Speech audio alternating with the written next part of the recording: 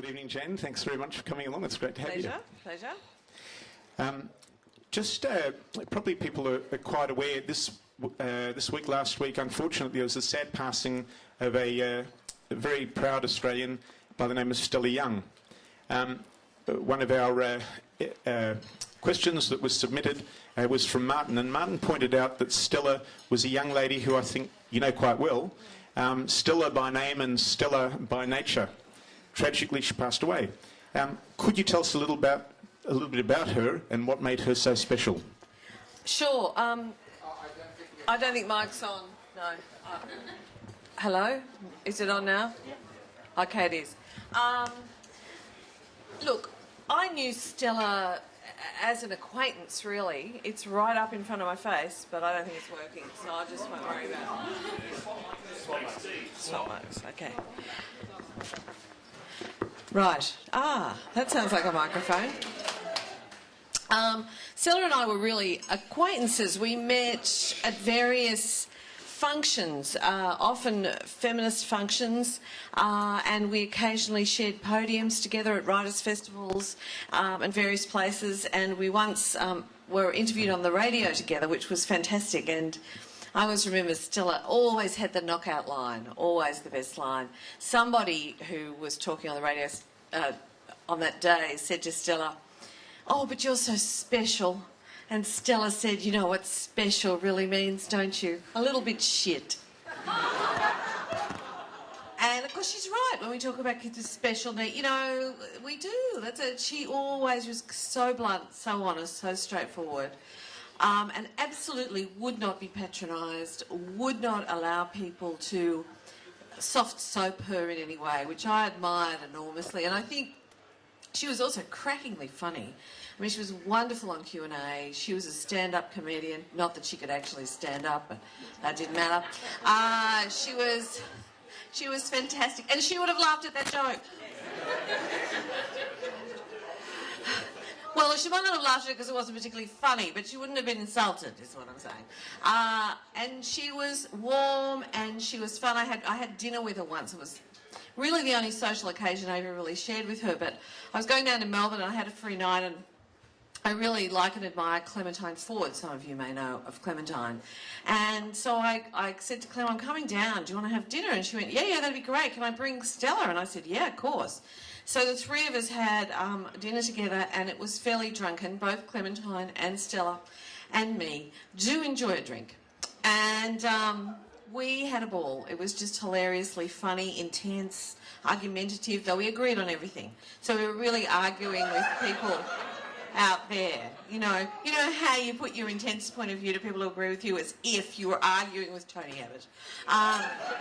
It was like that.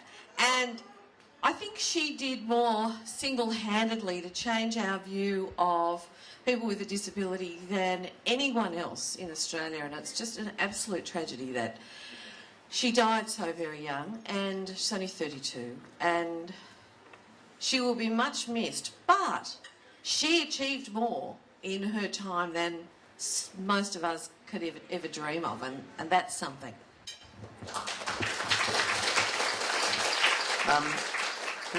Now we'd like to know a little bit more about Jane. So, Jane, tell us about your upbringing. Well, I was born in the UK, in London, but I came out here. My parents migrated out here when I was 5. So I always say that I'm Australian by choice and English by accident. Though as Australia goes further downhill in everything it's doing, I sometimes think maybe I'll be English again, but then I look at what's happening in England and I think, oh, maybe I could be out of Mongolian or something. And so we migrated here in 1963, I think, and settled in French's Forest, and I went to... Yeah, well, it is like Tony and Julia Gillard, yeah. Oh, we were all, practically on the same boat. Yeah. I know, it's a sad thing, really, isn't it? What a pity he didn't fall overboard, but he didn't. My father came out here for a job. He was working at Reckitt and Coleman. And my mother was always up for an adventure, thought it was great. And she loved Australia from the minute she arrived because she's both my parents were born in Manchester, and my mother has a Lancashire accent. And so in England, she was always immediately classified by her voice. So the English class system is very powerful, and it's very much about your accent. So when she came here, what she loved about the place was that when she opened her mouth and started speaking, people just thought she was English. They didn't think common, which was what they thought in the UK. So we settled very happily. I grew up in Frenchs Forest. I went to Frenchs Forest Public School. I then went to Forest High. I then went to Macquarie University.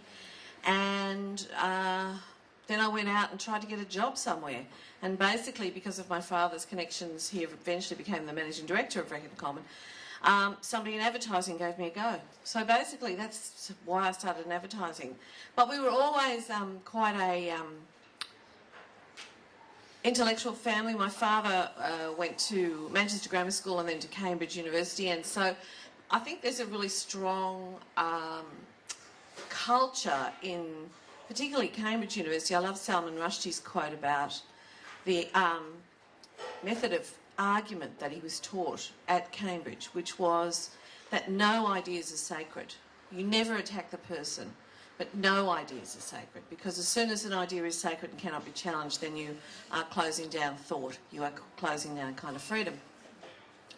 And so I think that legacy, because my father's father, also went to Cambridge, so I think that legacy was just imbued into us around the family dinner table. We argued about things, and my parents expected us, if we put a case or an idea, we had to back it up from a very early age. We had to back it up. Why do you think that? What evidence have you got for that opinion? All the time. And so that was really very powerful, I think, preparation for wanting to get out there and engage in ideas. Thank you, Jane. Jane, what motivates you to get up in the morning? Usually a deadline of some kind. I bloody well have to.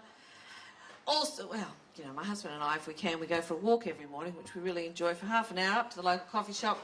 Coffee, piece of toast, talk about the day. We both work from home, walk back for half an hour, sit down, go to our separate offices and get on with our day. So that morning walk is really precious to us, and it's really splendid. So that probably gets us up a lot. But quite often it's because I'm supposed to be at some TV, radio station, got an article to write, you know, life. What you have to do is the reason I get up in the morning. What motivates me is to have an interesting life, to meet interesting people and to not be bored, I think. Great. Jane, I'd like to ask you about respect and politicians, two words that seem contradictory. Our current Prime Minister has 3 children, all girls, yet seems to be a male chauvinist, even to some degree in the mind of his own female senators. Sue Boyce, for example, called him a subtle sexist. It's a matter of degree. He has a lesbian sister, yet he would deny her the same marriage rights as a heterosexual couple. What do you think makes this man's mind tick?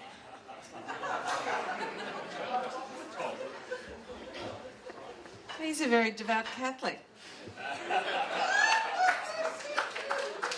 He's entirely consistent with his worldview. I mean, he sticks to the principles that he was brought up with, which is that all those things, that men are, if not superior to women, then have a separate role. And women, you know, should stick to their role. It's interesting today, though. He's completely flipped over. I don't know if people have been seeing the news. But now Tony Abbott is a warrior against sexism, and indeed has said that the attacks on his Chief of Staff, Peter Credlin, are sexist. Now, I think he's right, actually. There is a lot of sexism in the attacks on Peter Credlin because we're deeply uncomfortable with women in positions of power and control. I would say a lot of Conservative men are particularly uncomfortable with women in positions of power and control, and Tony Abbott's kind of brought it on himself by putting 19 of them in the cabinet. What reaction did he think he was going to get? But it's fascinating to see how this government is almost the mirror image of the government that went before. It's like they're doing everything that happened to the last government. They are replicating in their own inimicable fashion, but except just a little bit worse. In Stella's words, they're in a little bit more shit. So yeah, it's a fascinating thing. But I think he's very much a man of his generation. I think he's a man of his faith. And I think he's a deeply conservative man with a very conservative worldview. And part of that worldview is a kind of separation of the genders. Show me a religion that doesn't want to police and separate genders. Jane, which Australian politician, past or present, gains your greatest respect? Oh, I do like Paul Keating. I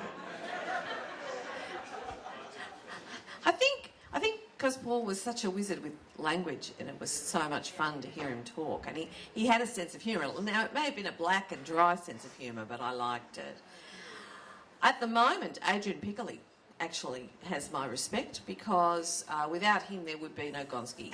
And he has shown himself to take his responsibilities towards the disadvantaged children in New South Wales really seriously, and I can't remember another education minister that's done that. John Watkins wasn't too bad, and Virginia Chadwick was very good in her day, but Adrian Piccoli is really exemplary, particularly amongst the politicians we have today who seem to have virtually no principle.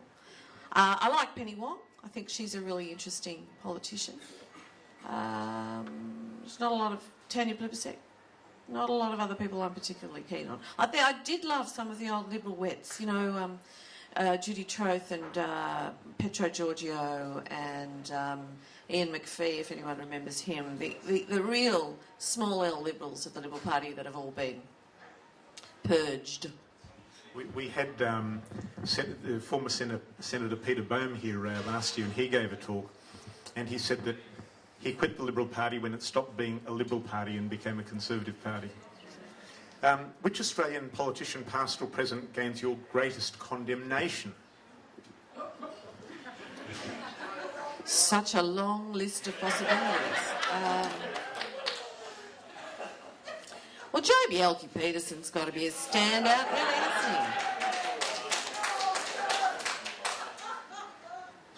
And I have to say, I mean, one of the things that upsets me most about where we are in Australia at the moment, and it astonishes me that the country that I came to when I was 5 and that I used to think I loved could be running concentration camps, but that's what we're doing.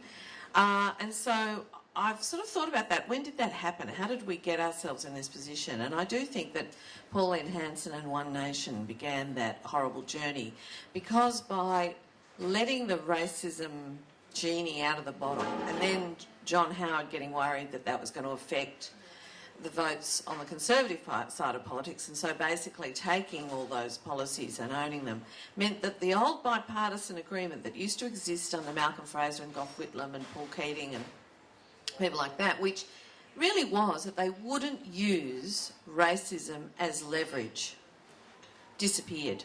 And that's when we started to really descend into a terrible, terrible mire of, well, brutality, I think. And so I'd have to put Joe Bjelke-Petersen and Pauline Hanson at the top of the list.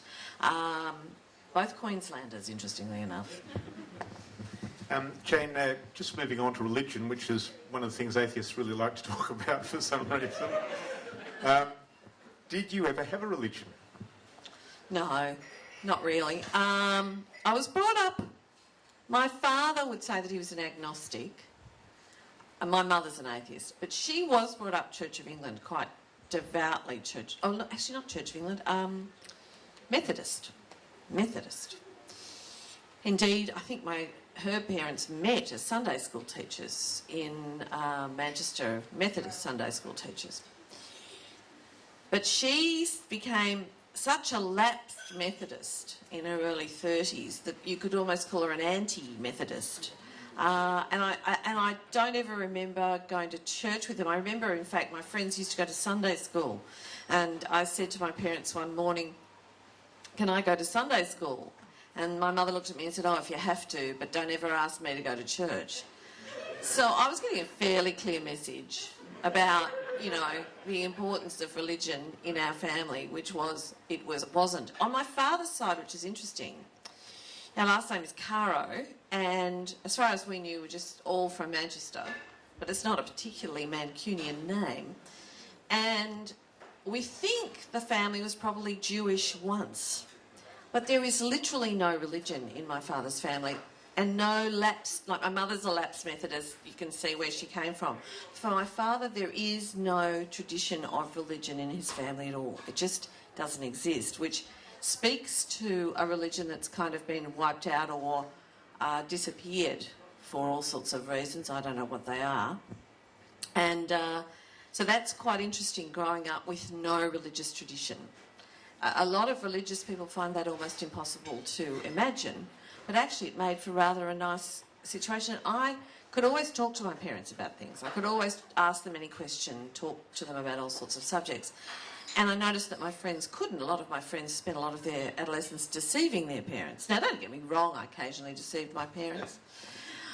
But if there was a big question, I knew that I would ask them that and they would give me an honest answer. They wouldn't pussyfoot or pretend. And I noticed in a lot of religious households that doesn't happen. There's a lot of deceiving of kids that goes on.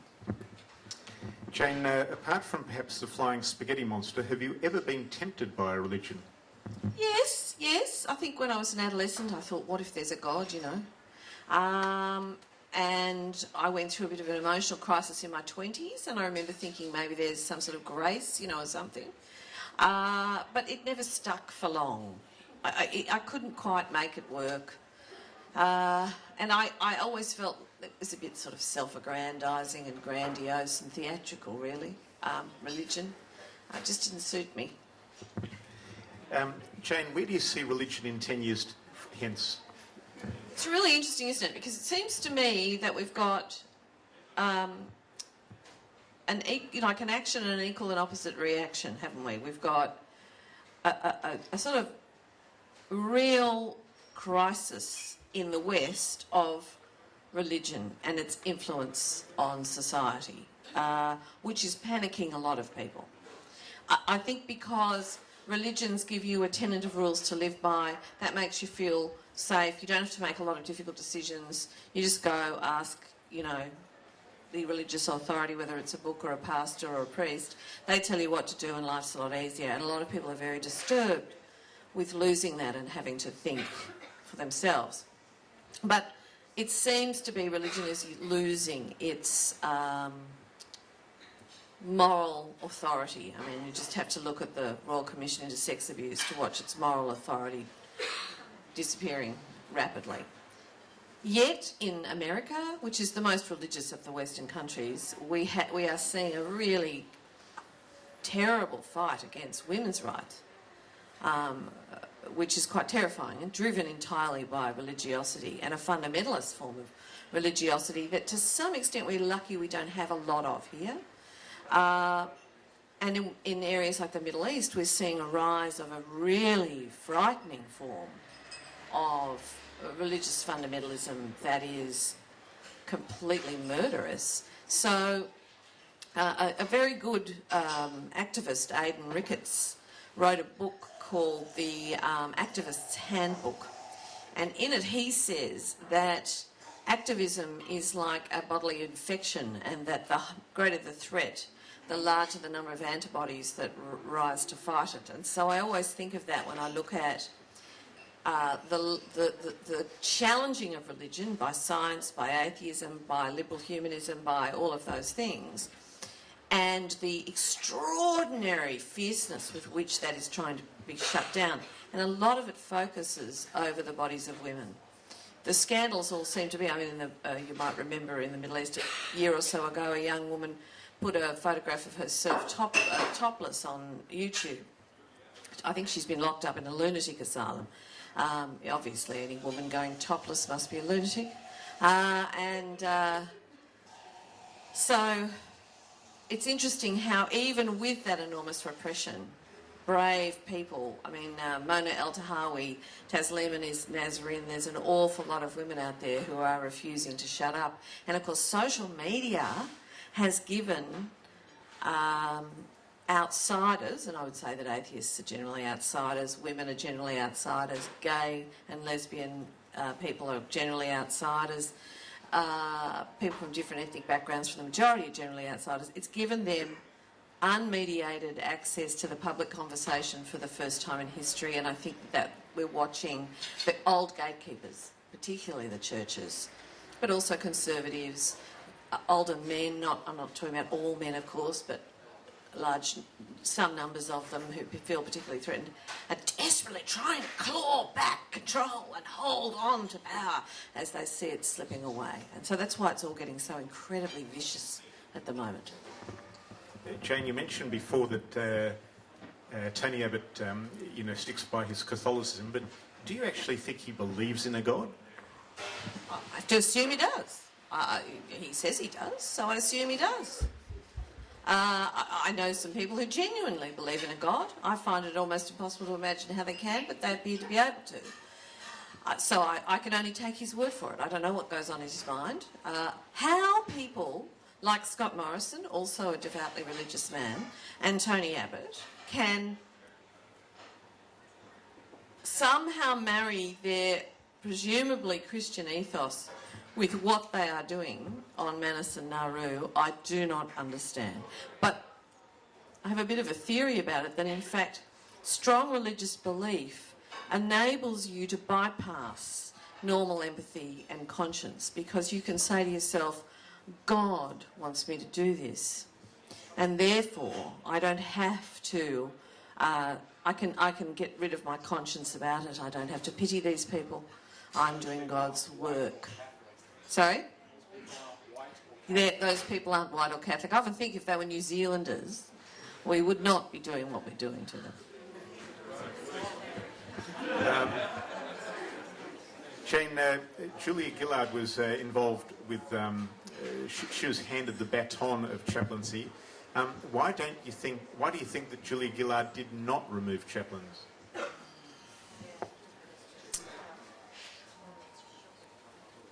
I think Julia Gillard, wrongly, but I think this is what she probably thought. Again, I'm guessing, I'm not in her head, but she was a single atheist woman with the Prime Ministership. Yeah, exactly, burn the witch. And she was living in sin with Tim Matheson. And I think that there was some thought, whether it was her thought, her spin doctor's thoughts, her advisor's thoughts, that therefore she had to placate the religious lobby. She had to. It's often people who will feel, oh, well, I'll have to give them something because otherwise they'll think I'm their enemy. She sucked up hard to the private schools, unbelievably, when she was Minister for Education. Unbelievably. This is why when people tell me she was the Education Prime Minister, I just look at them and laugh. And at least they did expand chaplaincy to include secular youth workers. Tony Abbott, of course, has immediately whipped that up. We have to recognise, in fact, that I think Tony Abbott's government is a very theocratic government. It's actually very keen on the idea of re-establishing churches and influence. That's what the curriculum review was about. That's what the fact that they talk about private schools being in their DNA. That's why they object to Gonski. They actually don't want public schools to be a viable competition to religious schools and religious education. That's why they've taken the secular youth workers out of the chaplaincy program, and that's why some of the money that they're going to take from public secular universities they're going to give to institutions that train priests and clergy. But none of this is accidental. It's a definite movement to re-establish religion as a controlling force in Australian society. They would see it as a moral crusade, but nevertheless, that's what it's about. Do you think that they're doing that on behalf of Islam? No, that's their one major problem. Because they can't actually spread their largesse quite as much as they would like, because how do they argue that they don't also give it to Islam? Mind you, Islamic private schools get the public funding in the same way as Christian and Jewish schools do. Jane, which world leaders have your greatest respect and why? It's another hard one. Angela Merkel? I have to say, I have to respect Angela Merkel.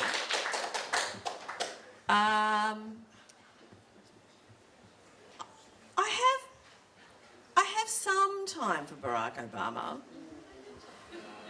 But I was always a Hillary supporter. I thought she was the most experienced candidate for presidency there'd ever been. No one else had her insight into what it was to be a president. And it was a shame that America felt they'd take anyone rather than a middle-aged woman as their president. Because I think Barack Obama is a talented man with something to offer, but he got the presidency too young and too inexperienced, and he walked in, he had no idea how the system worked and no idea what to do. He was like shell-shocked for the first few years. I have some time for him. Who else do I have some respect for?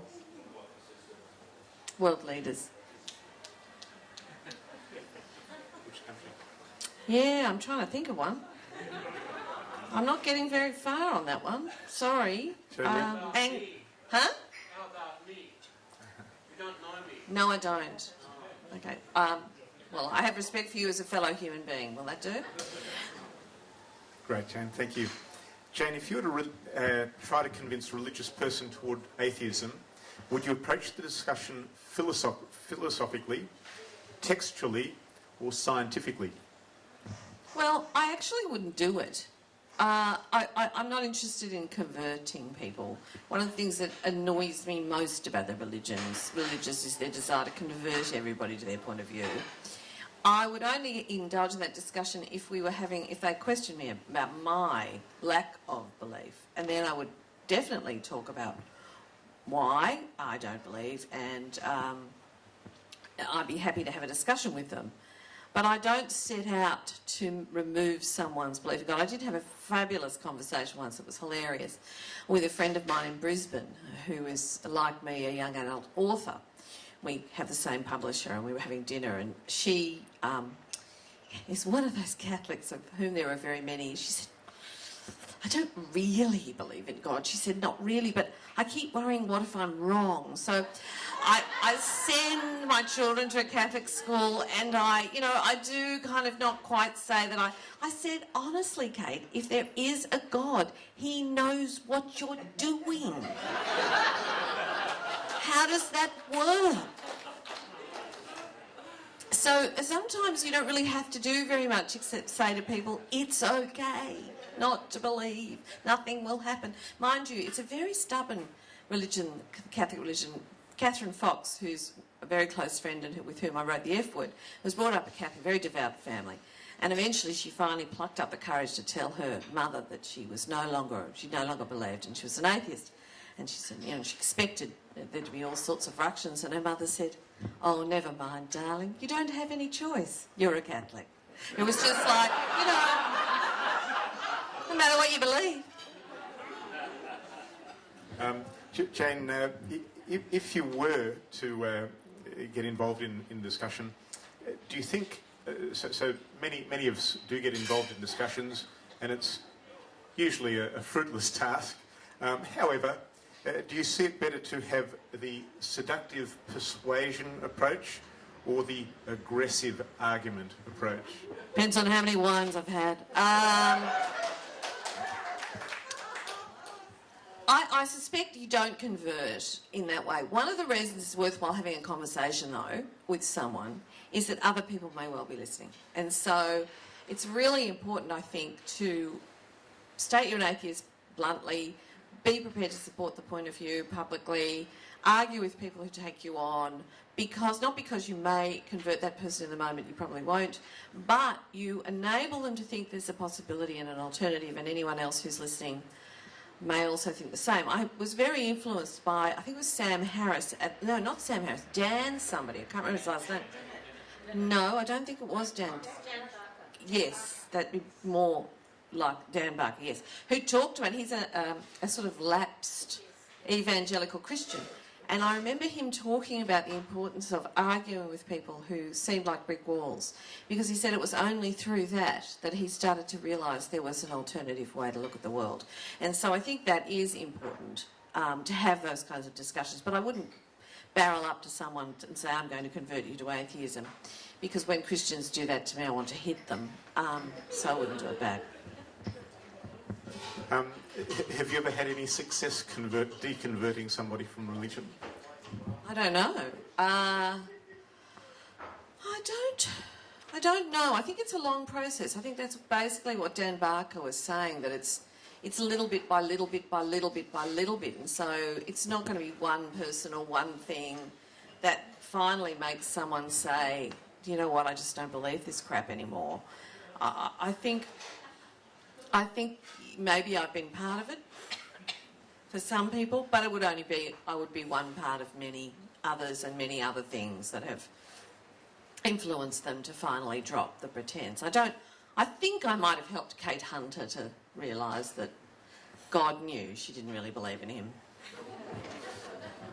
Jane, as you survey this audience here today, you'll find that somewhere between 75 to 80, maybe even 85% of the audience were formerly of one religion or another. And we have amongst us former Jews, Christians, Muslims, Hindus, even Pastafarians. I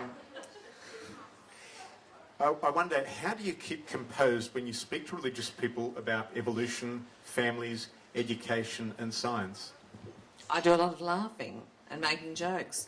I just state what I think. And if people question me about it, I have had some very odd questions from the religious, because they do ask me to talk to them quite a lot, and I'll often go. I remember one particular person, we were talking about feminism, and this young man got up and said, "But don't you think that it's the greatest gift in the world, you know, to have the role that makes other people happy?" And I said, "Oh, well, if you think that, may I encourage you to immediately take over all the household chores in your family, to do all the childcare, and it would be selfish of us women to keep that marvellous role for ourselves. So can I say to you, I think it would be really, really good if immediately all you blokes took it over, because obviously if it's the greatest gift, you should be doing it." He went, "Yes, darling, sit down, shut up and grow up."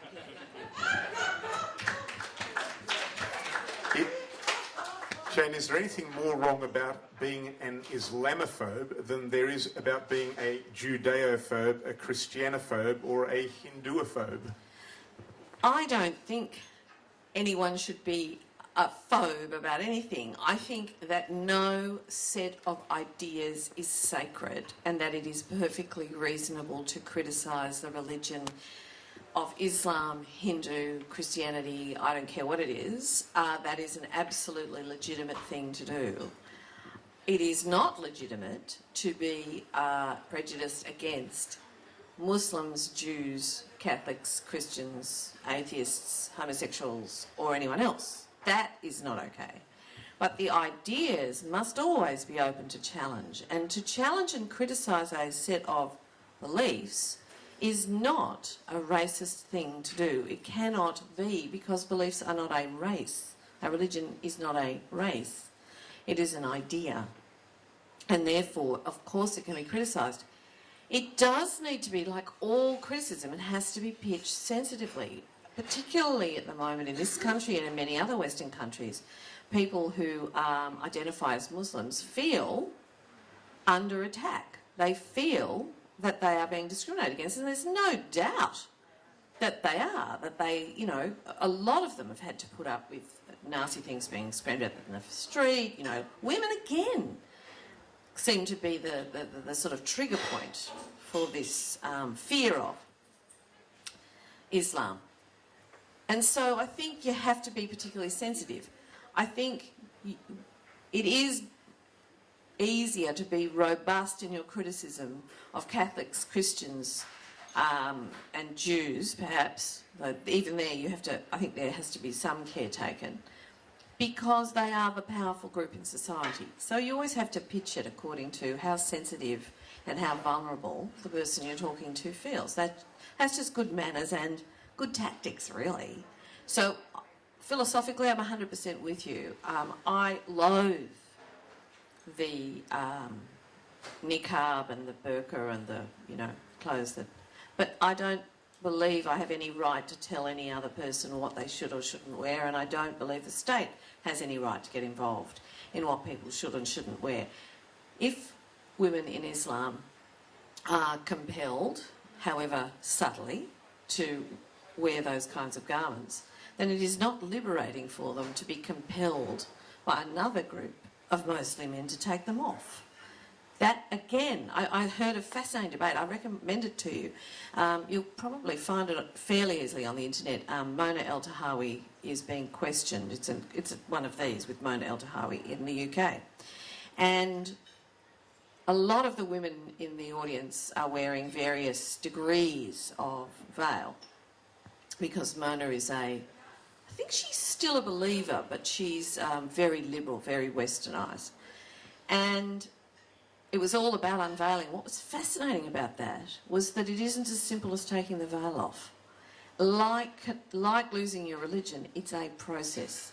It takes a long time. You've been brought up to behave this way, to believe these things, to wear these garments, to, you know, you're completely enculturated to it, and it takes a very long time and a lot of thought and a lot of confidence. And so blustery Westerners coming in and saying, that's a medieval garment, you should take it off, is not helpful. Jane, in your book, For God's Sake, An Atheist, a Jew, a Christian and a Muslim Debate Religion, what sort of discussions, if any, did you have with co-writers, and did you convince any of them to your viewpoint? None of us converted anyone else. We all remained completely fixed. Yeah, it was fun. We didn't do a lot of discussing in person. Basically, we worked out the structure of the book, which was that there were a series of questions that we agreed on. Each of us would take a role in writing the first response and the others would follow, and we would rotate that for each of the chapters. And we did it alphabetically. So the atheist, me, got to do the first, the Christian, so on and so forth. Not name alphabetically, but worldview alphabetically. And Anthony Lowenstein and I pretty much agreed, because we tried to have a crazy kind of balance. Anthony is a lapsed Jew. Rachel is a convert to Islam from Baha'i. I was brought up with no religion, and Simon Smart was brought up a Christian. So we tried to have people who had gone through similar journeys, even if they'd ended up in really different places, debating one another. Our major discussions were actually on the page, and I found some of the other arguments infuriating, and I'm sure they found mine equally infuriating. Jane, tell us about some of the responses that you've fielded in response to the book. Well, one of the areas in which there is always furious debate, it's so interesting, I keep coming back to this fact that poor old women seem to be the kind of the hot spot, the litmus paper. Abortion is the area in which people get completely black and white about it. My view is that it's a woman's right to choose, it's between her and her doctor, and that anything else is a form of colonisation of women's bodies. You can't basically own what goes on inside someone else's body and tell them what they can and cannot do with it. You just can't. That's a way of enslaving them. But the religious see it completely differently. I will be told bluntly, it's murder. And I say, oh, well, meet a murderer then. I've had an abortion. 70,000 Australian women have an abortion every year. It's a pretty weird law that makes 70,000 women criminals every year. It's also unworkable. A law like that just doesn't work. So, it's still on the Crimes Act in New South Wales and in most states in Australia. Only in Victoria and I think the ACT is it decriminalised. So it's not legal, it's decriminalised. And so that is always the area where there's no meeting of minds, where it's just absolutely black and white. Oh, and I did have a fabulous experience at the last religious group that I went to speak to, where I walked up, where a woman who looked perfectly normal, really, she looked normal, walked up to me at the end of the discussion, and she said to me, we were having drinks and things afterwards, and she said to me, what did she say? She said, oh, well, aren't you worried about going to hell? And I said, no, not at all. I won't be going to hell. There is no hell. And she said, oh, yes, there is. And she said, and then she said something weird. She said, well, if you knew... Oh, that's right. No, she said, before she started, she said, if you knew the cake was poisoned, wouldn't you have a duty to tell people not to eat it? And I said, but the cake is not poisoned because I eat it all the time. And look at me, I'm still alive. And she said, oh, no, no, it is poisoned. It is poisoning you. And one. I said, so you think I'm going to burn in hell for all eternity? She said, yes, I do. And I said, so no matter how good a life I lead, no matter how kind I might be, no matter how, I could be Stella Young and change the world for people with a disability. I could be amazing. I'm not, but let's pretend I am. It doesn't matter about that. If I don't believe in your God, your specific God, I will burn in hell for all eternity. She said, yes, you will, and smiled sweetly at me. And I remember thinking, you're a lunatic. The funny thing was, I then said I've just been told I'm going to burn in hell for all eternity to one of the organisers, and all the Christians apologised to me profusely for the rest of the day and bought me many drinks, which was an excellent outcome. Ladies and gentlemen, we'll have a 10-minute break and we'll see you back shortly. Cheers.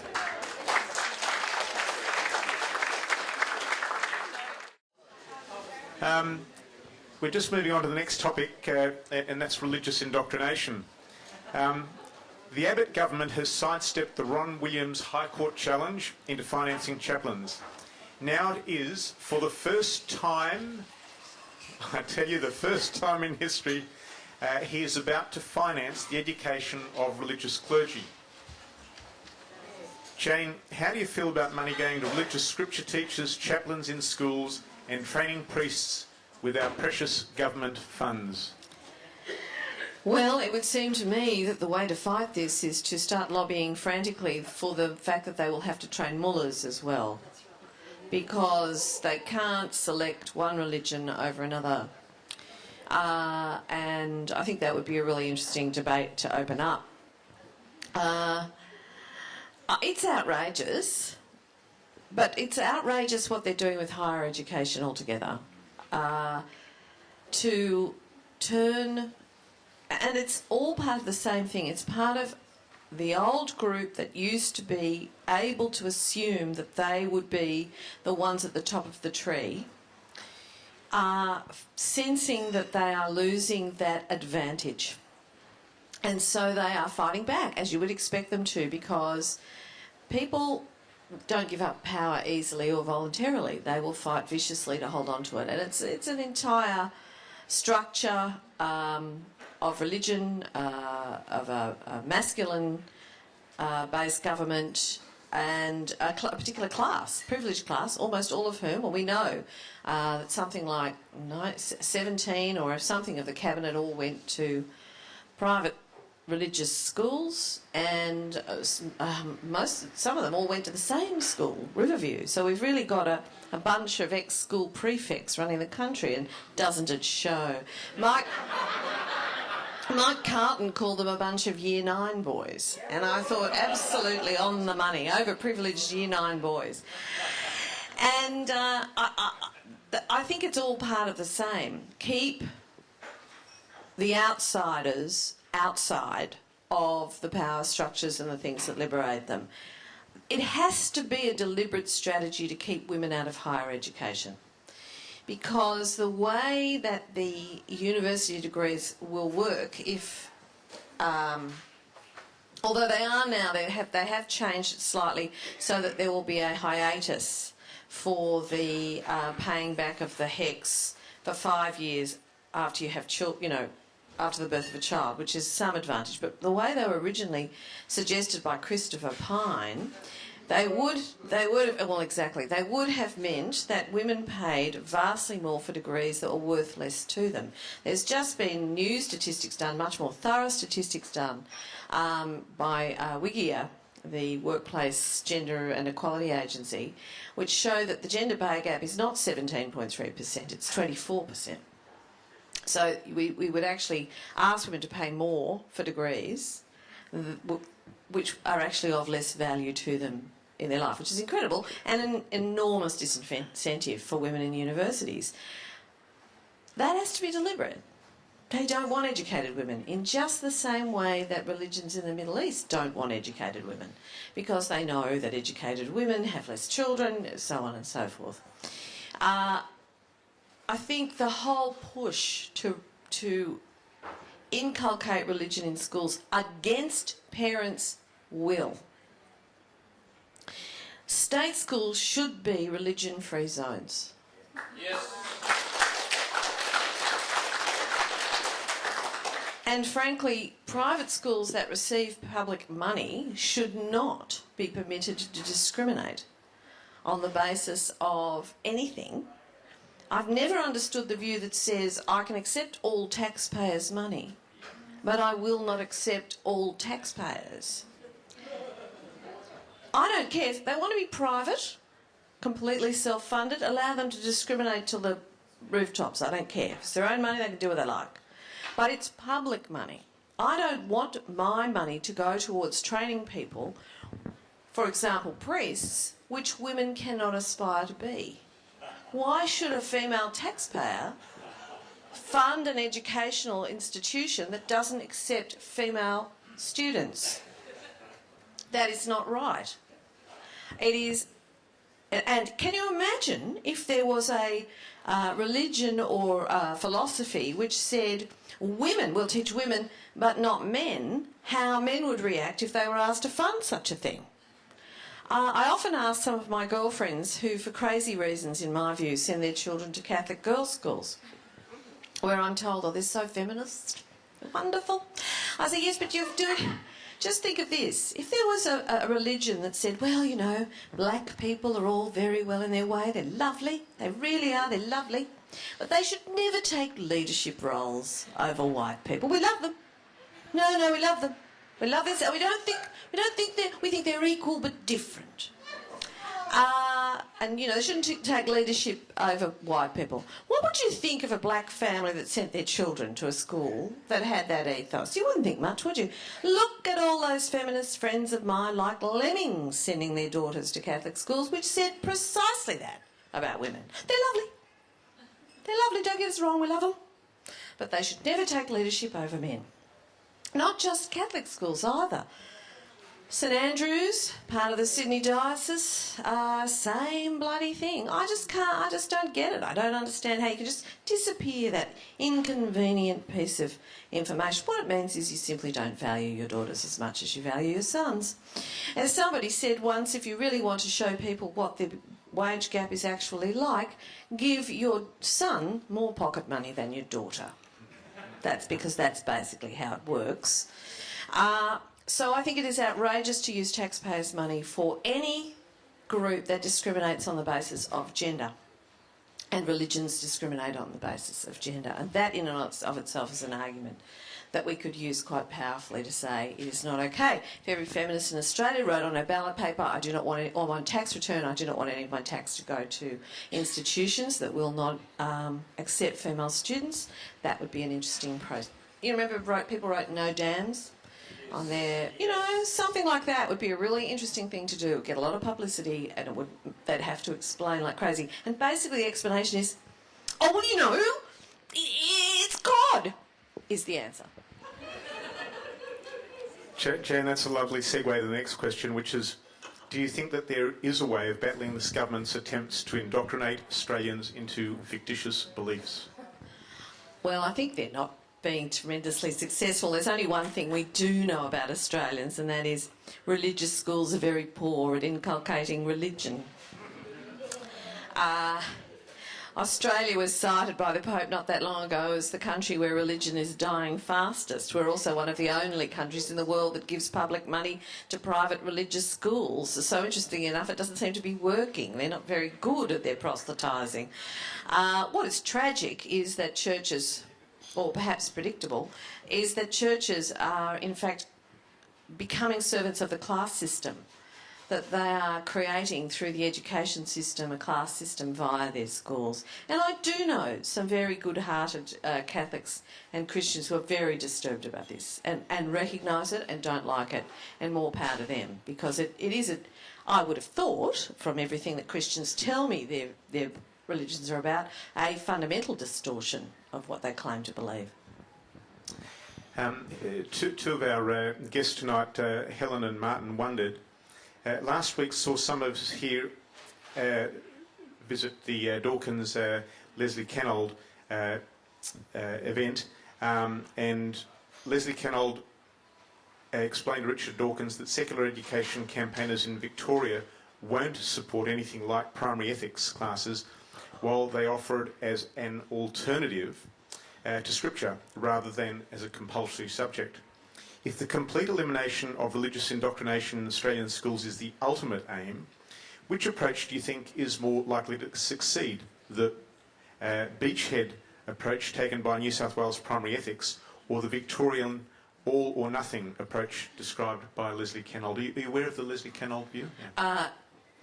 Vaguely, but yes, I have. I've had some interaction with them.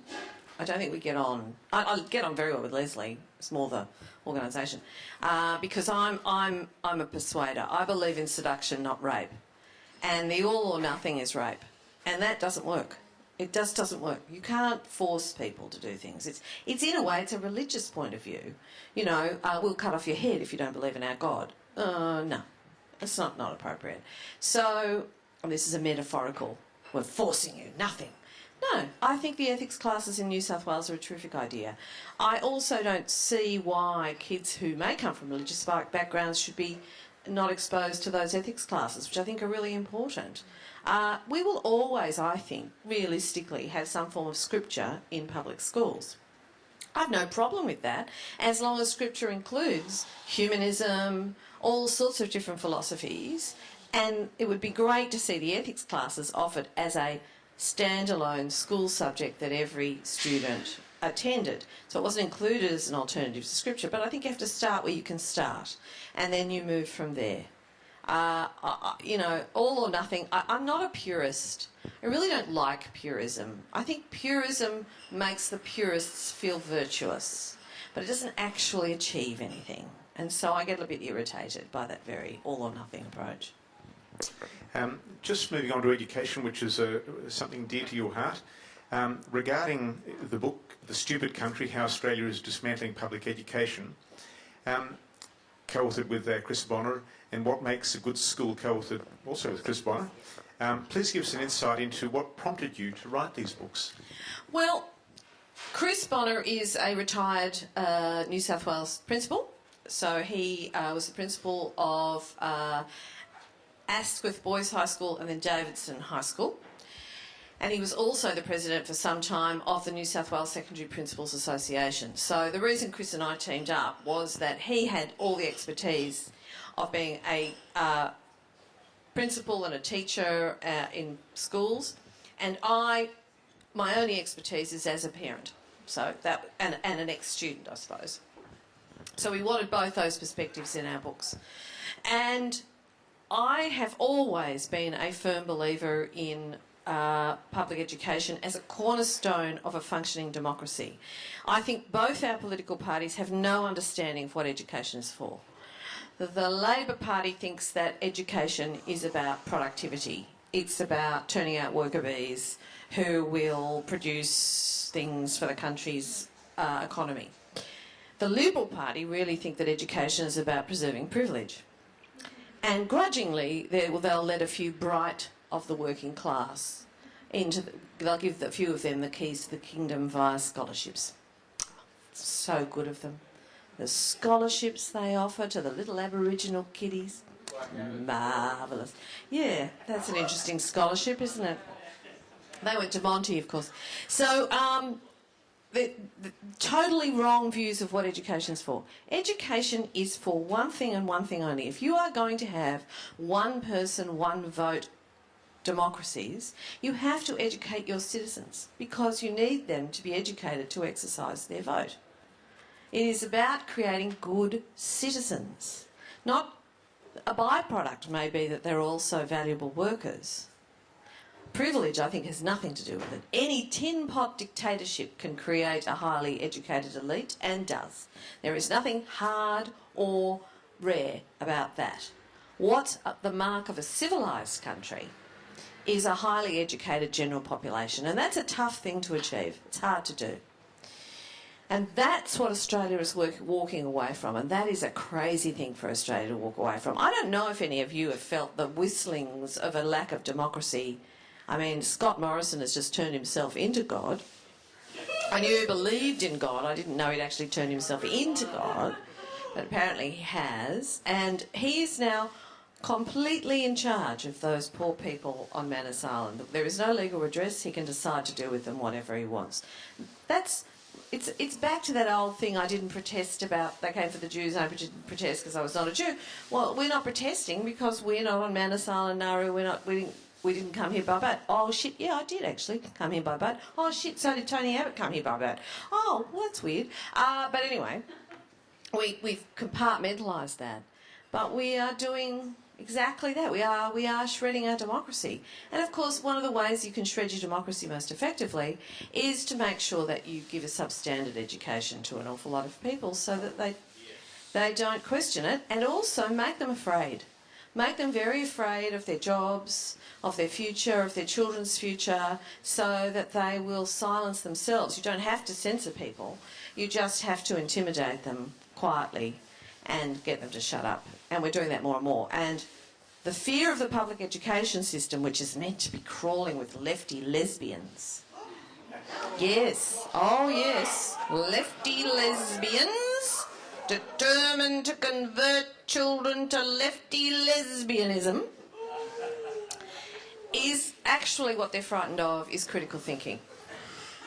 They like an education system that teaches children what to think, not how to think. And you can hear that in the Kevin Donnelly review, which says there needs to be more Judeo-Christian culture in our... Well, that's a what to think.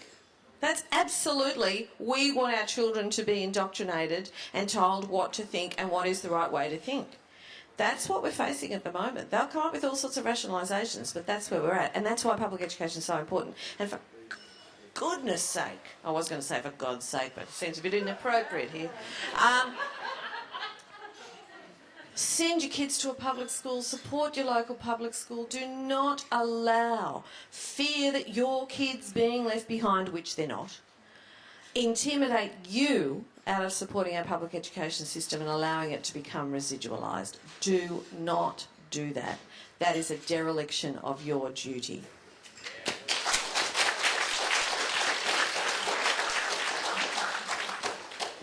Jane, what sort of outcomes have you seen as a response to your books? Actually, it's been really interesting. I'm not sure they're a response to the books on their own. I do have a belief that you do what you can. It always feels like what you're doing isn't getting anywhere and no one's paying any attention and it's a waste of time and you shouldn't have bothered. But in my experience, you should always bother, and you have no idea the effect that it may be having drip by drip by drip by drip. Because when I started getting active about public education, which happened because I live on the Lower North Shore. I'm really a Lower North Shore housewife on the lam. And I, got pregnant with my first child and everyone's asking me what school I had their name down for. I didn't even know whether they were a boy or a girl.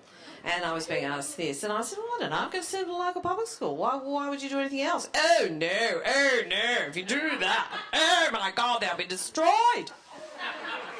They'll go to hell in a handbasket. All the world will cave in. They'll go run off and have millions of babies and be on drugs.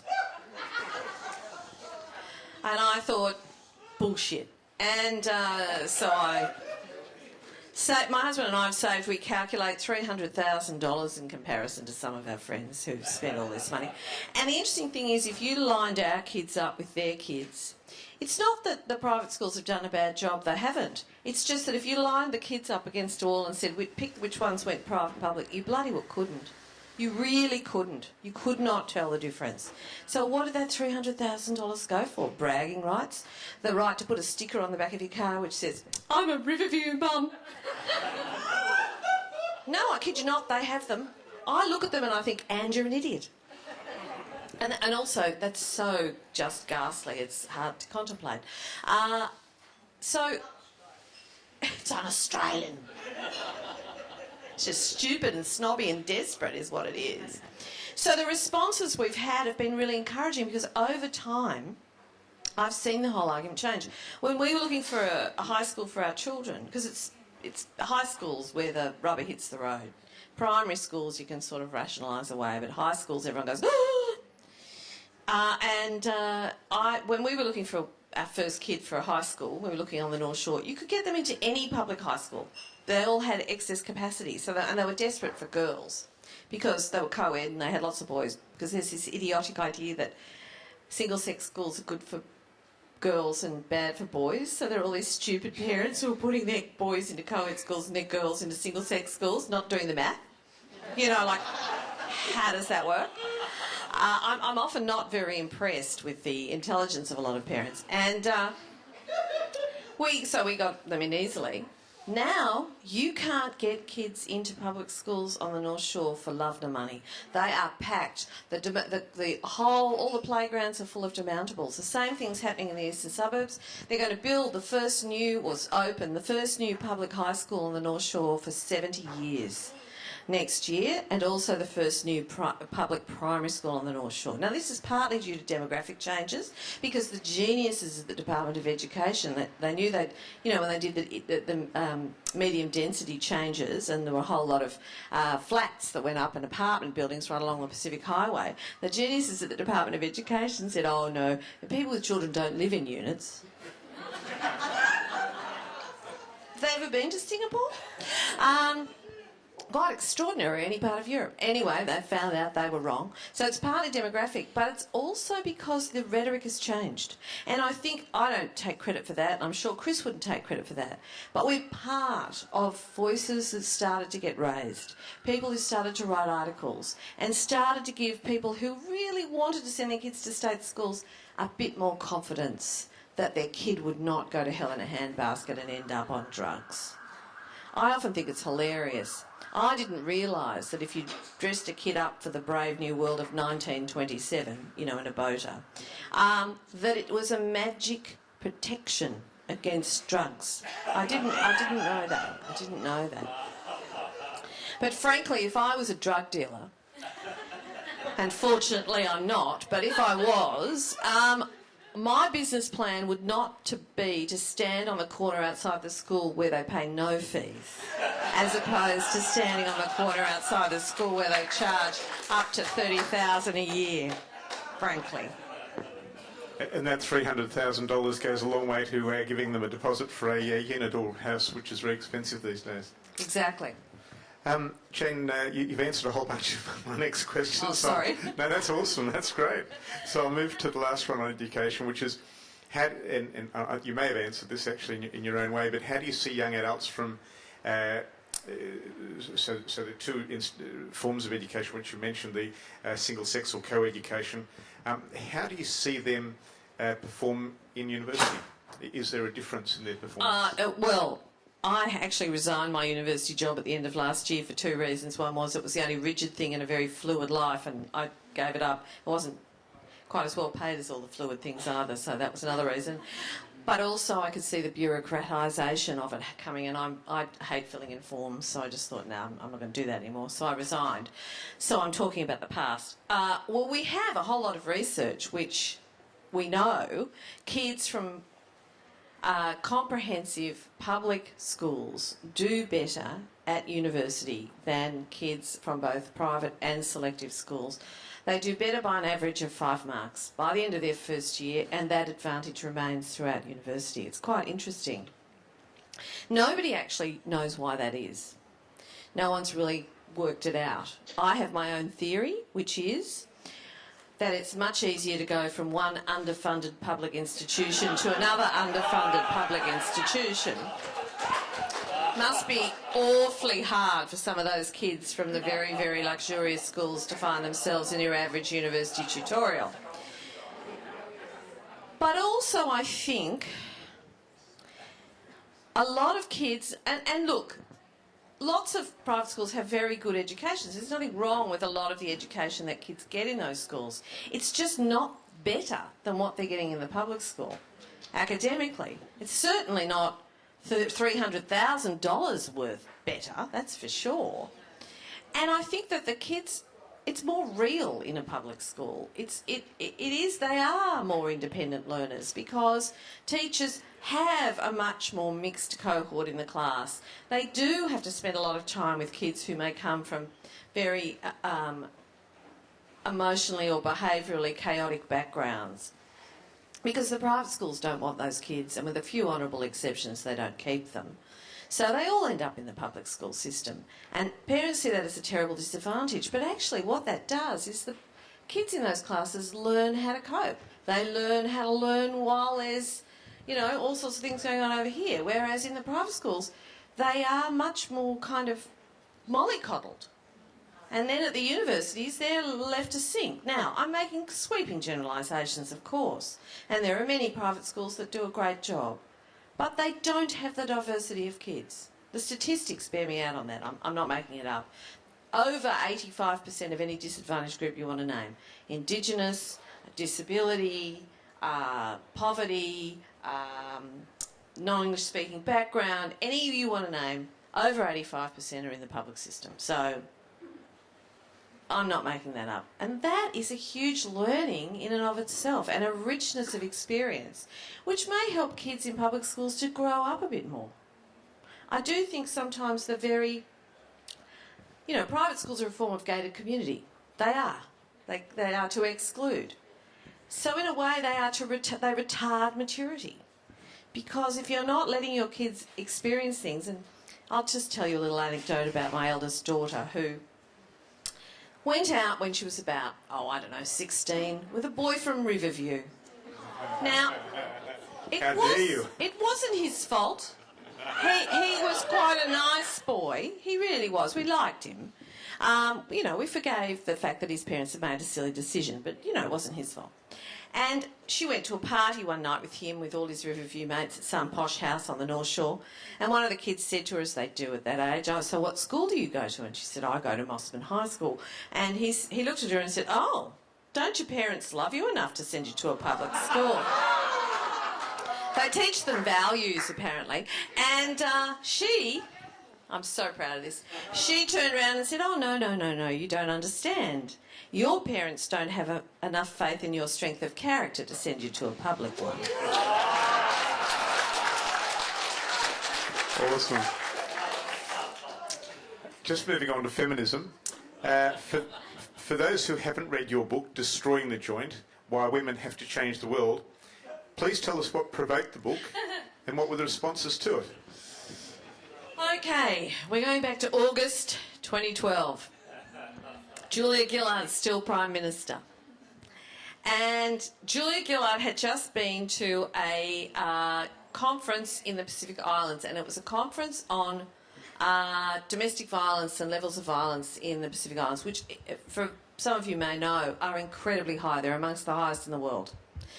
And one of the things we do know that helps with domestic violence, lowering the rates of domestic violence, is more women in positions of power. There's a direct correlation. More women you have in leadership roles, the lower domestic violence in the community. So Julia Gillard had given, on behalf of Australia, I think a sum of about $3 million to the Pacific Islands at this conference to encourage, specifically, to train women for leadership roles. Well, Alan Jones and Barnaby Joyce were having a lovely chat about this on the radio. They were really enjoying themselves. And Alan Jones said the following, and I think I'm quoting him pretty much exactly. He said, "More money for women in positions of power? What is it? Are you kidding? Women are destroying the joint." And then he talked about Christine Nixon, Clover Moore, and of course Julia Gillard. He also referred to a remark he'd made about her previously. He said something about Bob Brown and Julia Gillard being put in a chaff bag and pushed out to sea. You may remember that remark. He repeated it. That evening, I was at home and I was doing the double screen thing because I've got a very low attention. I've got attention deficit disorder, so I'm watching telly and looking at my iPad, and I'm also drinking very good French rosé. So, and on Twitter, I'm seeing, I hadn't heard Alan Jones. This may surprise you. I don't listen to him, and I'm watching all the tweets appear, and there were a lot of women who were, you know, understandably really angry about this, and so they were reacting in this tone of voice. "We are not destroying the joint. That's not true." Well, you've lost. He's got you defending. You know, that's the tactic. That's what bullies do. So I didn't think of anything much. I just thought, oh, I hate that tone of voice. I wonder if I could, I don't know, it'd be nice to just turn it around a bit. So I just tweeted, not thinking anything much at all. Got time on my hands this Friday night, so I'm coming up with ways to destroying the joint. Being a woman and all, ideas welcome. And I hit send. And somebody else, Jill Tomlinson, who's a hand surgeon in Canberra or Melbourne, added the hashtag destroy the joint, and it went completely berserk. There were ideas coming, you know, serious, stupid, funny, you know, all this. My husband made me go to bed that night. He prized my fingers off the computer. When I tweeted, I think I'm just going to lie back and let my lady parts destroy the joint. He said, it's time to go to bed, Jane. So I did. Thinking in the morning that it would all have died down. No, it had gotten even bigger overnight. In fact, Margaret Atwood, you know, the Canadian author, she joined in. She said, those arsey Sheilas are tough. They're destroying the joint. It just went completely nuts. By the Sunday night, I was being interviewed by the BBC World Service. I had written a piece about it for the Sun Herald. It had gone feral. Jenna Price had started a Facebook page, which still exists to this day. And, you know, people were having a riot because instead of feeling defeated, they were taking the power back by mockery and pointing out what an absurdly stupid thing that was to say, which is what you should do when people say absurdly stupid things. And so, you know, it burnt like these things do as a grass fire for a few days, and then it sort of petered out. And I thought, oh, that'll be the end of that. That was a bit of fun. Very nice. I think I got about 5,000 new Twitter followers in a weekend, which was pretty good. So, you know, that was good. But then 2 weeks later, Alan Jones said, do you remember at that dinner where somebody turned up, a Liberal Party staffer turned up in a suit made of chaff bags? And Alan Jones said that Julia Gillard's father had died of shame because of all the lies she'd told. In comparison to the broken promises and lies of Tony Abbott, really? Anyway, that was in the future. And that's when, not me, I'm an agent provocateur. I know that about me. I'm not an organiser or an administrator. I don't ever do that because I'm shit at it. And Jenna Price and the people who'd got this Facebook page going, really, it took off. And somebody started a petition on change.org, and they started getting in touch with people who advertised on Alan Jones' program, and it was all around the hashtag destroying the joint and the name destroying the joint. They ended up taking $3 million from 2UE's bottom line that year because advertisers left. It's a real achievement, and I can claim no credit at all. And I think I was the advertising person in a weird kind of a way, which is appropriate. And also the most sweetest moment I think of all was when Mercedes-Benz, why Mercedes-Benz were advertising in the Alan Jones show, I can't imagine. But anyway, they were, and they'd given him a Mercedes, and they took it off him. And there was news footage of his car being taken out of the 2UE car park and repossessed by Mercedes. So that was really interesting because basically what that said, I think, it put a lot of these people on notice that there is power in ordinary people and particularly in women, that now, thanks to social media, they can fight back. They can't be shut up about this. They don't have to take to the streets. They just have to take to Twitter and Facebook, and it can have a real effect. So that was fascinating. And then UQP, who are my publishers for my novel, came to me and said we should do a collection of essays. So we got a whole lot of people, including Jenna Price and the hard-working people at Destroying the Joint themselves, to write. We just gave them the brief, a response to the idea of women destroying the joint, whatever they wanted to write. And that's how the book came about. And it sold brilliantly. And what I learnt was another lesson. This is such a clever lesson. I think a lot of these privileged blokes already knew it, but I didn't. What you do is you get a whole lot of really clever people. You ask them to do something for you. They do it really cleverly and you say, oh, you're marvellous. You put it in a book and then you write, I don't know, 1,500-word introduction, stick your name on the cover and everyone thinks you're really clever and gives you all the credit. So fabulous. Women are so, oh, I didn't do anything. Oh, fabulous. I'm doing that again. Jane, why is feminism important to you, and why should it be important to others? Feminism is about human rights.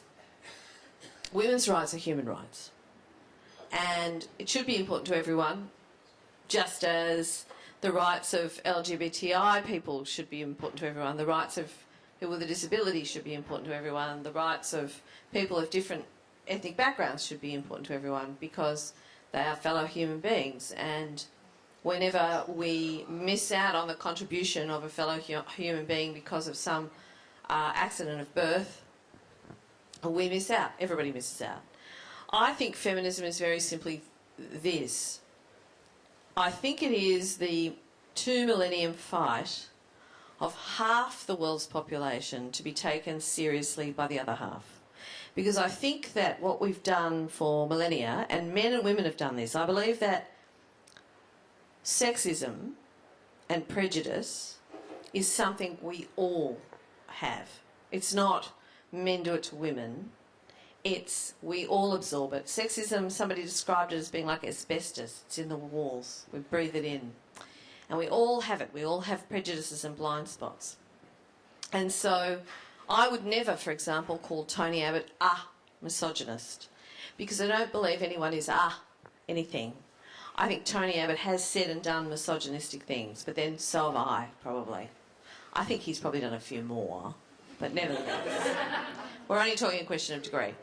And I think that I'm a woman, so obviously it's important to me that I get to participate and contribute fully, and I want to be taken seriously, which doesn't mean I don't want you to laugh at my jokes or think I'm funny. That's not the same thing at all.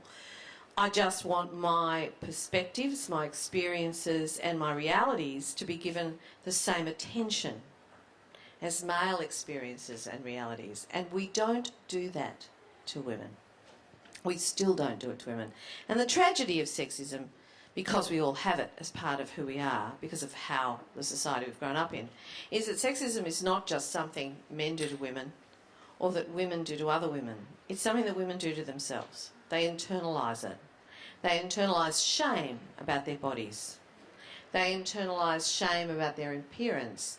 One of the reasons we didn't hear from any of these women who are coming out and talking about Bill Cosby, another one today, famous American model who's just come out and said that he drugged her. Now, she was not raped, she got away, but she talks about being drugged by him.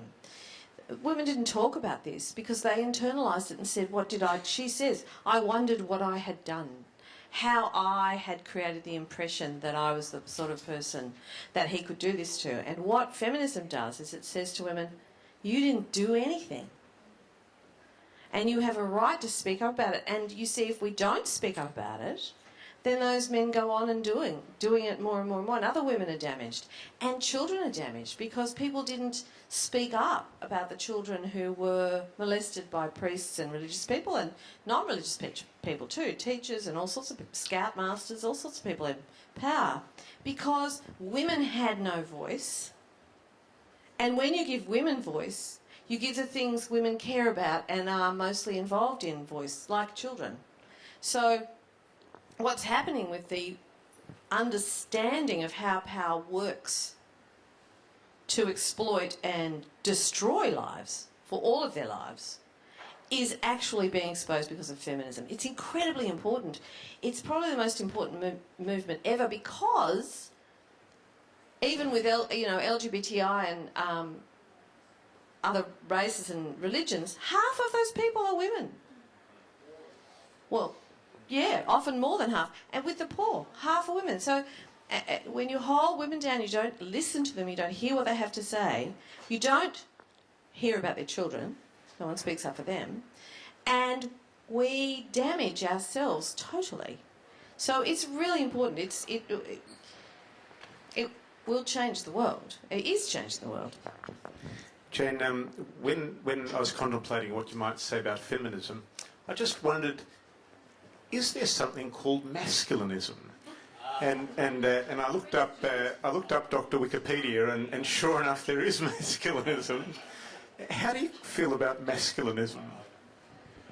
Oh, it's like when I speak at International Women's Day and some bloke always says, why isn't there an International Men's Day? And I say, well, if you want one, go organise one. Off you go. Oh, you want a woman to organise it for you, do you? No. Huh? Out of guilt, of course. Yes. You mean the masculinist thing is out of guilt? Yeah. No, not with a 24% pay gap. Not with a 24% pay gap, which gets worse as you go up the ladder. And 11% of people on boards are women, and that's practically doubled in the last 2 years, doubled to 11%. Oh my God. No. Anyone who says women have got it all their way mean we don't want you to be equal. We want you to be a little bit better off, but not equal, because what we know is that as soon as women get to 30% of anything, so 30% representative on the board, 30% on a panel of a TV show. Do you remember the Gruen Transfer? Yeah. Remember how there was one woman who rotated for the chick spot and 4 guys every single week? Once they said to me, they had 2 on, they said, we're doing this for you, Jane. And so you have this situation all the time. As soon as you get to 30% of anything, some men get very anxious. Oh, women are taking over. It's feminism's gone too far. This is ridiculous. Women have got an advantage. It's outrageous. It's 30%. It's 30%. It's not 50%. It's not equal. And then having the vapours. Terrified. 50%. I don't want more than what you got. I want what you got. And I reckon anything else is discrimination. And forget about merit. Oh my God, merit. Think about all your working lives. Just think of the mostly men who were your bosses at the top of companies. Just think about that for a minute and think to yourself, did they all get there on merit, do you think? Hand on heart? Or if they did, it's weird, isn't it? Someone could write a PhD on how merit is so concentrated amongst white, private school educated blokes. Extraordinary how much merit those guys have got, really, isn't it? Otherwise, there's something else going on, and there's prejudice. It's incredibly important that we hear from women. Here's my best story about the importance of having a woman at the decision-making table. When chloroform was first invented, doctors hailed it as a boon for birthing women. Because anyone who knows anything about birth will know that if labour goes on for a long time, it's very painful. Adrenaline kicks in and the birth shuts down, and that's when babies and mothers die because it can't progress. And so death from childbirth was absolutely huge for a very long time. So chloroform came along and they went, oh great, we'll be able to cut the pain, therefore that will stop adrenaline, therefore we'll be able to have far less deaths in childbirth. But, this won't surprise you as atheists, the church leaders went, oh no, you cannot give women pain relief in childbirth because it is God's punishment to her for this original sin and the seduction of Adam, that she should bear children in pain and suffering. There's biblical verses about it. No, you can't do it. No. There was just one thing that gave pain relief to women, certainly in the UK and England at that time, and that was that the head of the Church of England at that time was Queen Victoria, who was in the middle of being a birthing mother of 9. And she went, sod off, grabbed the chloroform with both hands and made it totally respectable immediately to use pain relief in childbirth and shut up all those pompous old prats in one fell swoop. Now that is a fantastic example of how when you have women at the decision-making table, you get decisions that aren't just important for women, they save bloody lives. They did too, in fact. Now, the next question's a Dorothy Dixer. Everybody knows what a Dorothy Dixer is, yeah? Yes. Anybody not know what... Okay, cool. But before I ask this Dorothy Dix question, I've had this discussion with Jane, and I'd just like to point out to those people that haven't been to Sydney Atheists before that we are a very pro-feminist organisation. We have a little over 30% of our directors are female. Some people get anxious. And we had to work very hard to get these two ladies in, but we're thrilled to have them. But anyway, so the question was, at one of the Richard Dawkins events, Leslie Canold was apparently heckled by a handful of people. Admittedly, it was in Queensland. Anyway, as a response to this, and it was very much to do with feminism, but anyway, as a result, Richard Dawkins declared that he was a feminist and quickly shut down the conversation. So the Dorothy Dixer was, why is it that even some atheists can be so repugnant? Yeah, I don't know. I don't know. I don't understand the psyche of men who find women and their contribution so scary. I don't understand it. But there seems to be something in the way we bring men up, perhaps in the past, that makes them feel that they need to push women away, that there's something infective, that women are like an infection.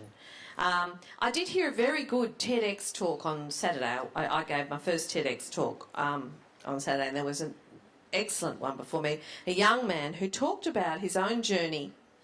He said until he was 9, he was very happy and joyful and sometimes sad, and he had the full range of emotions available to him. But then he said after 9, his life became much lonelier and closed down more and more and more. And he said it was one phrase that created that, and it was "be a man." So that if he cried or, showed too much emotion, there was a lot of societal pressure for him to close down on that emotion and not express it. And that he found himself feeling very lonely and angry. And also he felt he had been taught from that age that emotions were feminine, they were female, and that men shouldn't feel emotion. So sometimes I feel that the fear of women is actually not a fear of women.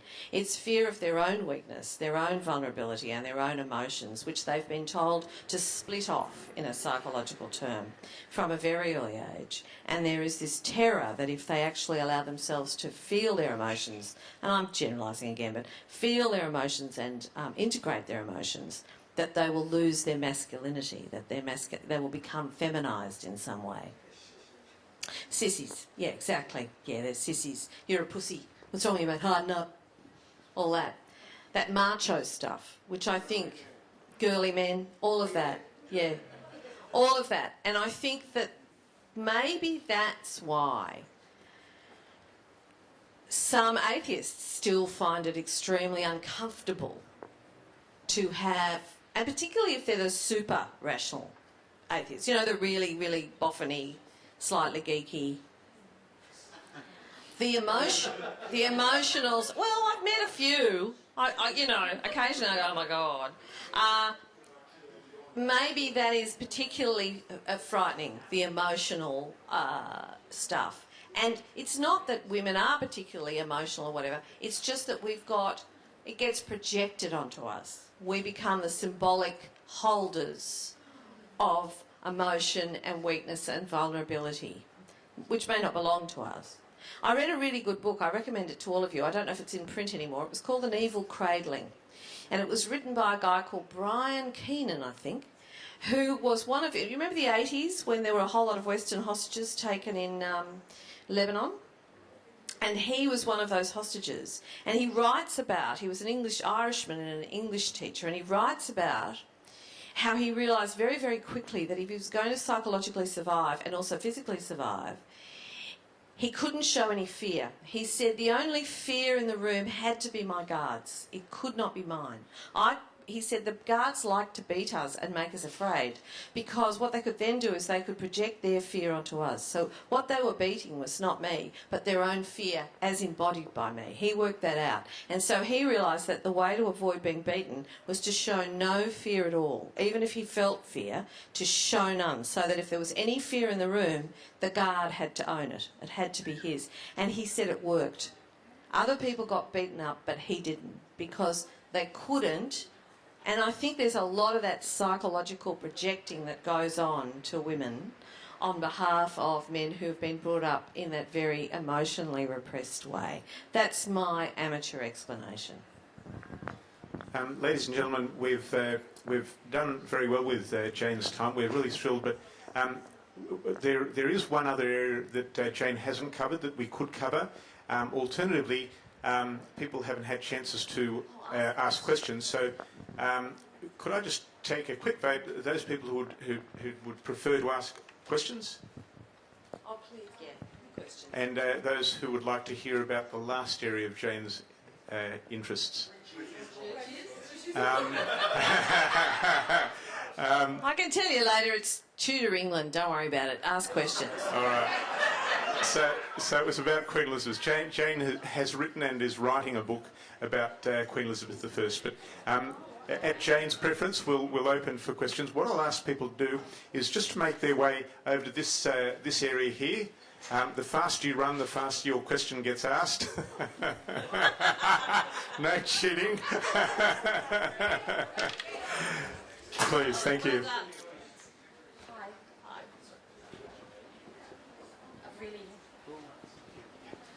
I've really enjoyed listening to you tonight, Jane. Thank you very much. I'm wondering, do you think that the paid parental leave scheme will have the eventual effect of discouraging employers from employing younger women in highly paid positions? Or is it just there for when Tony Abbott's daughters are ready to start reproducing? I have to say, you're not going to like my answer, because the paid parental leave scheme was the only only policy of Tony Abbott's I liked. And I'll tell you why I liked it, and also why I get annoyed how women are always offered, you can have this or that. You can don't be greedy, girls. You can only have one thing. Because it's ridiculous that paid parental leave and childcare should be set up as either or options. We should get both. Paid parental leave is actually a really good idea. And the reason it's a really good idea is this. At the moment, we treat pregnancy as a sickness. So when women get pregnant and leave work, it's a welfare payment, like invalid pension. Paid parental leave treated pregnancy and childbirth as a workplace entitlement in the same way as superannuation or holiday pay or sick leave, which is the way it should be. If we want to close that 24% pay gap, it won't happen until we have paid parental leave, because that is one of the reasons that women's incomes absolutely plummet when they have children. We should also have high quality, excellent childcare. These are investments, they're not costs.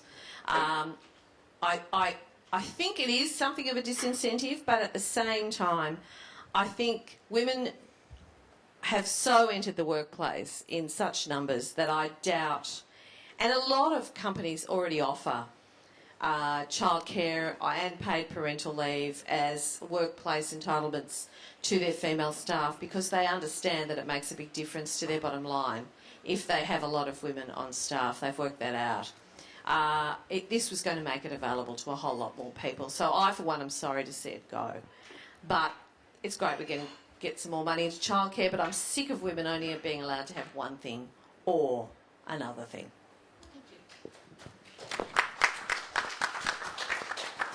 Hi, I really enjoyed the Gruen Transfer. I guess part of what I really enjoyed was the way it analysed the way corporations, for instance, will control a message.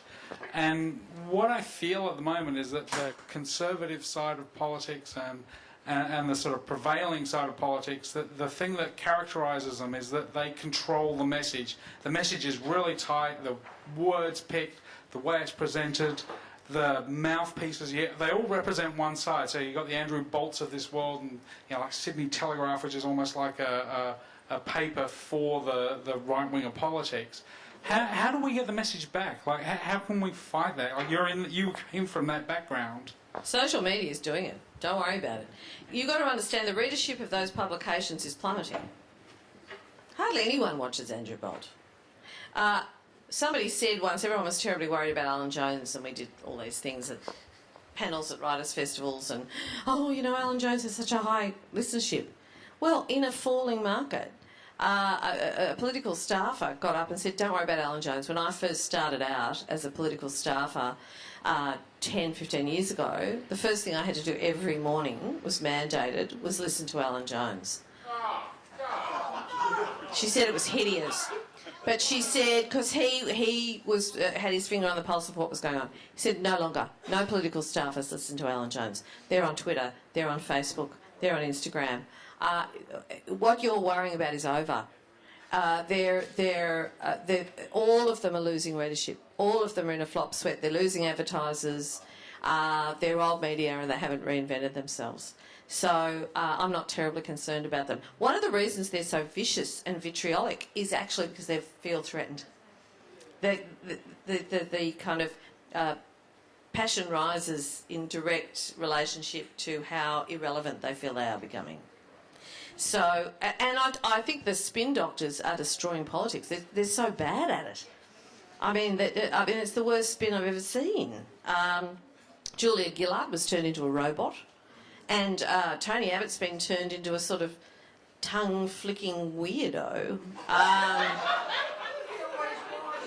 He probably always was, but they seem to make them stiffer and stiffer and stiffer and more frightened. So all the worry about this expertise is the wrong worry. What you've got is a whole lot of 29-year-olds who wouldn't know which way was up, frankly, advising these politicians, and you can see the results. We are entering an era where governments will be one term because people hate them within minutes of them arriving. But after listening to Alan Jones, like, what is the most number of showers that you've had per day? I never listen to Alan Jones. 13,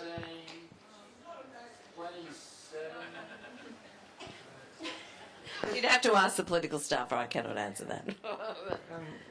I spend a lot of my time being very anxious for my children and grandchildren because of greenhouse effect, global warming, climate change, and I wondered if you share my anxiety and what you can do in your power as a media person to do something, help people do something, turn us around. Well, I write about it whenever I get the opportunity to. I'm terribly worried. I really wonder sometimes if we are not Easter Islanders. If you know the story of the Easter Islanders, they chopped down every last tree and then went, oh, that's a bit sad, and then their civilization disappeared. And I really worry that this is beyond us, and that we will destroy ourselves. I'm very worried about it. I hope I'm wrong. I hope we'll work it out. There are hopeful signs. You know, Germany is now what they're doing in terms of solar power and wind power. The Tesla car is very encouraging, not because of the car so much, but because of the battery technology and the storage technology.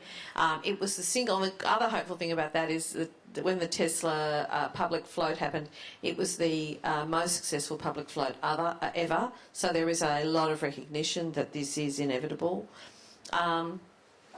It's tragic that we've got ourselves a government that have disappointed. I think that God is going to fix it, tragically. I'm with you, and all I can do is write and say whenever I get the opportunity. I'm not a scientist, there's not a lot else I can do. But, I can't give you a real optimism about it. I think we have to fight and fight hard. Those of you who know me here would know that this has been a burning question for me, and also partly provoked by a Facebook comment when I posted today's photo. I said, it's a day for amazing women. It's my mom's 68th birthday, and I'm having dinner, watching Jane Caro, and someone challenged me to say, so do you guys just talk about what you don't believe? And it's always been, and this is partly because of my background, it's like I like packaging ideas into projects that we can do something about. Where would you like secular energy and momentum to be thrown into? How can we destroy the joint? Really, tell me.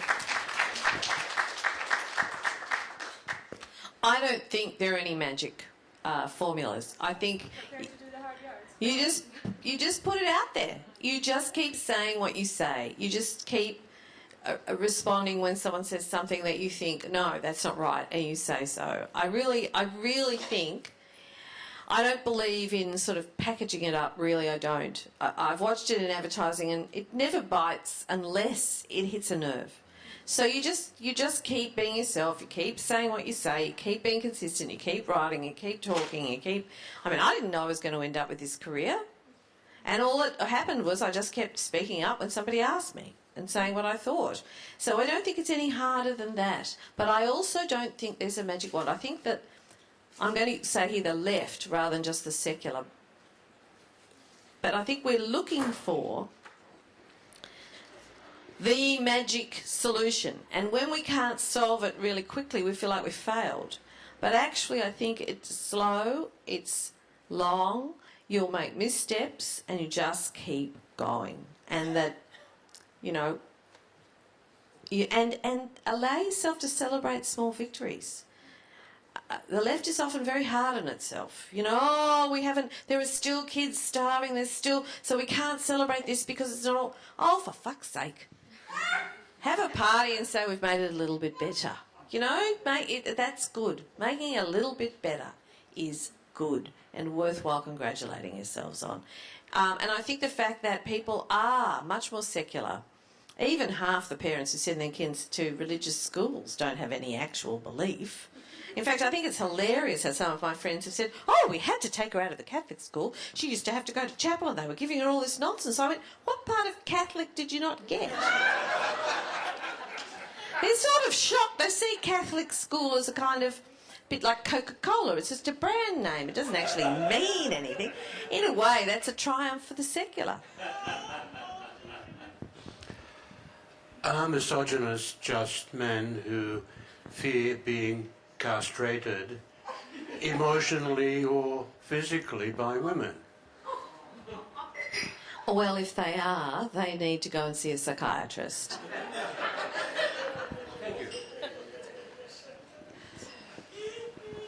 Jane, a lot of left-leaning people seem to just want to shut down opinions that they don't like. So an example is the comments from Mark Latham, I think, earlier in the week, and the petition against those You call comments. Mark Latham left-wing? No. I'm saying the people who tried to shut down those comments that Mark Latham had made. And so I'm just interested to hear your views on free speech or freedom of expression, maybe with reference to the guy, I think, at the Festival of Dangerous Ideas who wasn't allowed to speak about the establishment of a caliphate in Australia. Just interested in your views on freedom of expression. Look, I don't think the left is any more virtuous than any other group. I mean, I have this argument about feminism as well. Feminism, the left, the whole range of people with a whole range of views. Atheism. There are atheists you think to yourself, you're like my brother or sister, and there are other ones you go, oh Christ, I don't want to sit next to them. There's a full range of views, and there are a full range of subtlety of understanding, from very good to very poor. The Mark Latham thing has been really interesting because I feel that we should just let him rant in his pathetic kind of a way, and mockery to me is the better weapon. However, I was out last night and I met one of the women who had been under attack. I mean, I was one of the women he attacked, but I really couldn't really couldn't care. But not all women are as robust, not all people are as robust. And she was in tears because he talked about her children. And that is a very good way to bully mothers, talk about their children, and they do feel very vulnerable to the criticism of that. So he used a very nasty tactic. I, however, am still opposed to wanting to shut him down. What they are really asking, as I understand it, is for Mike Stutchbury, who's the editor of the Fin Review, to be responsible in what he allows Mark Latham to actually publish in the paper. But I'm a believer in let it raw, let it out there. I get fought with by some people who have a more paternalistic, I would call it, or maybe maternalistic in this instinct to protect those who have been hurt. I don't think you can.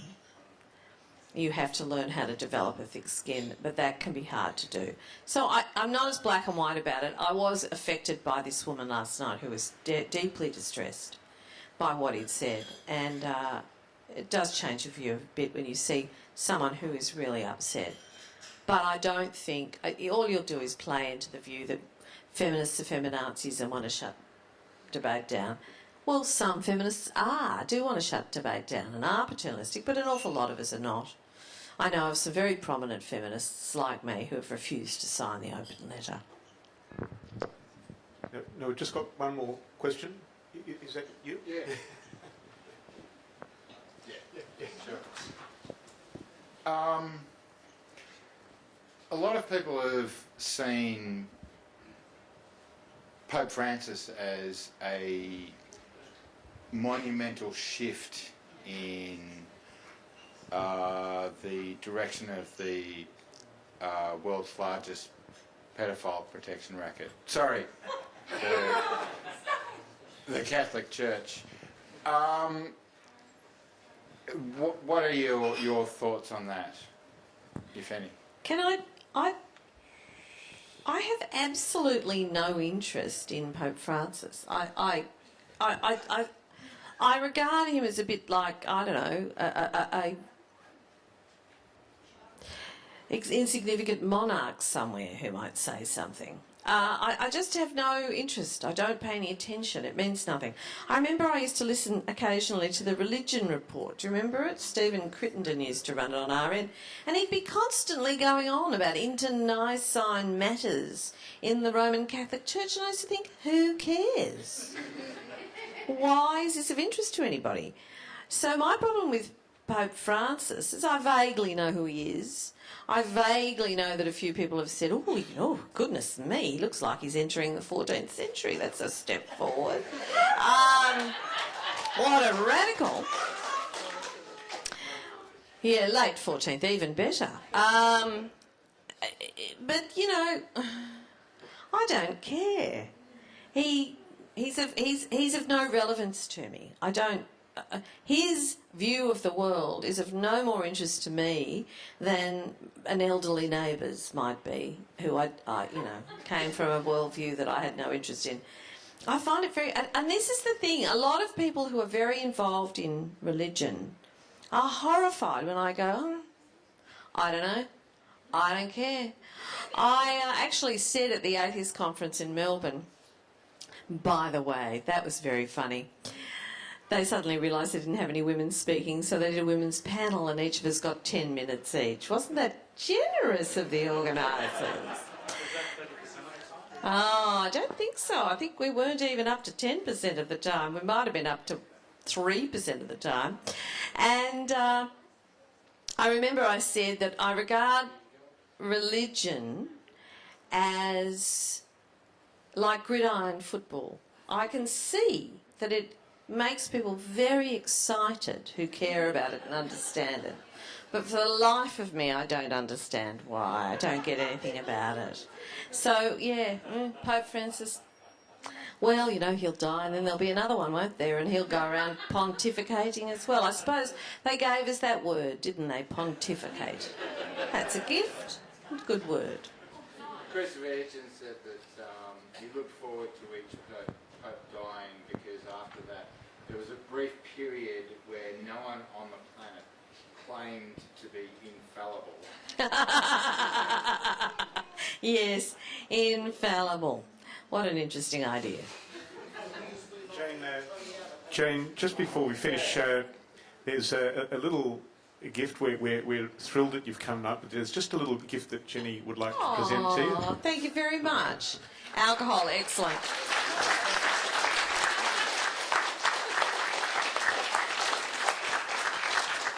And look, we will have book signings at the back. There are two of Jane's books available, and Jane will be available to sign. But more than anything, on behalf of everybody, we are absolutely thrilled to have had you here. It's just been such a great honour, and thank you for joining us from everybody.